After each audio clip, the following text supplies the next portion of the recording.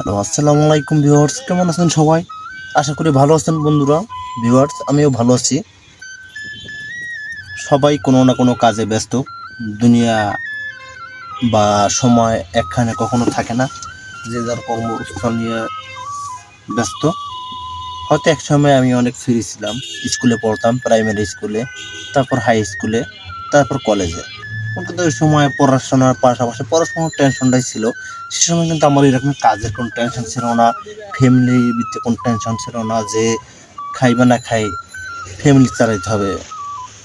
এই টেনশনটা ছিল না কিন্তু বন্ধুরা। কিন্তু সত্যি কথা বলতে বন্ধুরা, আপনাদের কিন্তু স্কুল জগৎটাই খুব বা শিক্ষামূলক জগৎটাই খুব সুন্দর একটা জগৎ।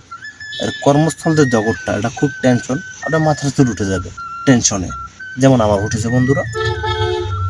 সো যেখানেই আছেন, ওটাতে আমরা একসময় অনেক বন্ধুরা একসাথে আড্ডা দিছি।